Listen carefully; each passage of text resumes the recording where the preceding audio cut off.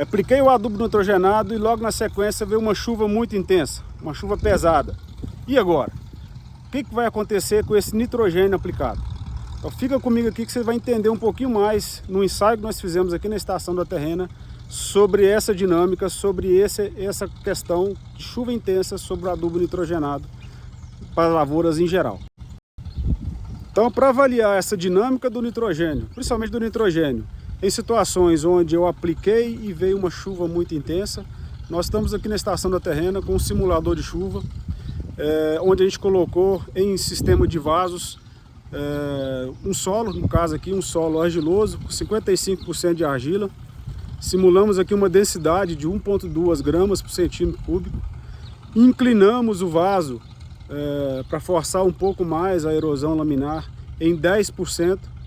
Antes da aplicação dos tratamentos, quer dizer, dos fertilizantes nitrogenados, nós colocamos o solo na capacidade de campo. Quer dizer, a simulação da chuva pesada não veio sobre um solo seco, já veio sobre um solo úmido. E na sequência nós fizemos aí 4 ciclos de simulação de chuva de 30 milímetros em 20 minutos, quer dizer, uma chuva pesada. Entre o primeiro e o terceiro ciclo, houve uma chuva natural de 17 milímetros, que foi durante um dia inteiro, quer dizer, quase 24 horas dessa chuva. Quer dizer, uma chuva também significativa, porém de intensidade mais baixa. Teve uma diferença em termos de precipitação por tempo. Então, dentro desse sistema, em função do que foi colocado de água precipitada dentro de cada vaso, nós fizemos a avaliação da água que saiu por erosão laminar, que escorreu, quer dizer, que teve a saída superficialmente. Nós medimos a água percolada, a que desceu a mais do que 20 centímetros, que é a camada tratada do vaso com solo. E, logicamente, nós fizemos a avaliação de todo o nitrogênio que foi aplicado superficialmente, o que ele foi escorrido superficialmente e todo o nitrogênio que foi lixiviado, sempre após cada ciclo de precipitação imposta. Então, conforme a gente pode ver nessa simulação, né, o equipamento funcionando, antes da aplicação da lâmina, nós fizemos a aplicação de 200 kg, simulando 200 kg por hectare de fertilizante nitrogenado. As fontes usadas foram a ureia, 46% de N, e o amônios, que é uma fonte fluida, uma fonte líquida, que nessa fonte tem 50% do N-amídico, 50% nítrico amoniacal, e ele recebe uma série de aditivos para reduzir as perdas por volatilização e por lixiviação. Além do que, essa fonte tem outros complexos nutricionais, como referência o enxofre e o zinco, além do nitrogênio. Então, como resultado, já olhando o gráfico ao lado, nós observamos aí que o primeiro, o terceiro, o quarto e o quinto ciclo, quer dizer, onde foi aplicado 30 milímetros de chuva, né, simulado, num curto espaço de tempo, quer dizer, em 20 minutos, nós observamos que 60% do volume aplicado escorreu superficialmente. E apenas por volta aí de 20% foi lixiviado nesse processo. Nessa segunda avaliação, nessa segunda coleta, onde foi a chuva que aconteceu entre as etapas, né, uma chuva de 17 milímetros, por volta aí de quase um dia de chuva, nós observamos situação inversa, quer dizer, não houve um grande volume num curto espaço de tempo, então o escorrimento foi pequeno, foi só de 5%, porém a lixiviação foi de 65%. Isso já é um dado interessante, porque a gente sempre fala assim de fonte nitrogenada que se perde por volatilização ou lixiviação. A gente tem como referência uma fonte que se perde por volatilização, o N-amídico, o N que está na ureia, e a fonte que se perde por lixiviação, o N-nítrico. Só que muitas vezes a gente subestima a perda do N da ureia.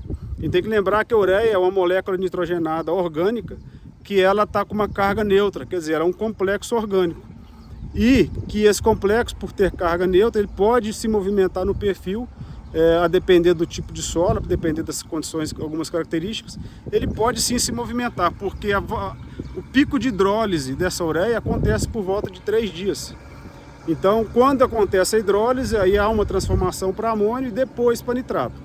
Mas o que acontece durante esse período onde você aplica e logo depois que vem a chuva, esse N da ureia praticamente ele é todo amídico e está assim predisposto a perdas, seja por volatilização, se não chovesse, ou se chover intensamente, perdas por lixiviação.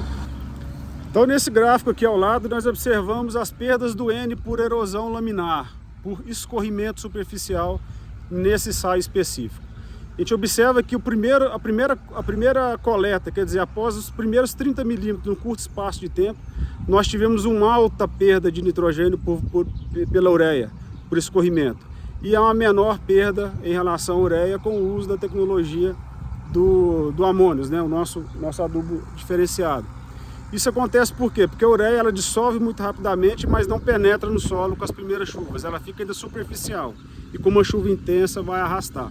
Enquanto que o nitrogênio líquido, né, a questão da tecnologia líquida, ela já se incorpora dentro daquela estrutura superficial do solo e com as primeiras chuvas ela infiltra mais rapidamente e diminui esse efeito superficial. Olha só, um grande problema está mostrado no gráfico ao lado, onde a gente mostra as perdas por lixiviação do nitrogênio. E aí chama atenção a perda da ureia, né? A perda de 25% do que foi colocado sobre o solo desceu por lixiviação, aquilo que é falado quase que única e exclusivamente para nitrato, né? Então acontece também para a ureia quando você aplica e vem uma chuva muito intensa logo por cima. E uma perda muito inferior a quando a gente usou o amônios. E isso só aconteceu em função daquela chuva, olha só o segundo dia, onde houve uma intensa lixiviação pela precipitação num espaço de tempo muito grande, quer dizer, não houve escorrimento e houve mais, foi uma infiltração estimulando tudo que precisava ser lixiviado mesmo de nitrogenato. Isso mostra a grande importância que a gente dá sobre reduzir as perdas quando se aplica um adubo nitrogenado. Entender bem esses processos nos faz aí desenvolver tecnologias cada vez mais eficazes para poder reduzir esse processo, né? Uma coisa chama atenção, o nitrogênio, para ser melhor usado, a gente vai cair naquela questão, né? O uso do sistema a nosso favor. Então esse nitrogênio, para ser melhor utilizado, ele deveria estar ali na biomassa microbiana, ele deveria estar no resto cultural que vai ser mineralizado para a cultura que vem na sequência. Porque a aplicação de tecnologias, principalmente a ureia, pode se perder por volatilização, e a gente vai falar disso em outro vídeo, simulando aí como que é a aplicação dessa ureia, dessas tecnologias via pivô, como seria a melhor forma. Mas independente, o uso de ureia, pura e simplesmente, seja em condições de pouca chuva, com muito sol ou com excesso de chuva, ela requer uma série de cuidados e preocupações que a gente tem que ficar bem ciente. Até para entender se a gente precisa, em algum momento, fazer uma suplementação, uma reaplicação em função do que foi estimado em termos de perda. Então esse processo é importante. Entender como a melhor forma do sistema fornecer esse nitrogênio e não havendo condições do sistema fornecer, quais são as tecnologias mais eficientes para que, se você aplicar esse nitrogênio ao solo, ele seja cada vez melhor revestido em produtividade e em rentabilidade.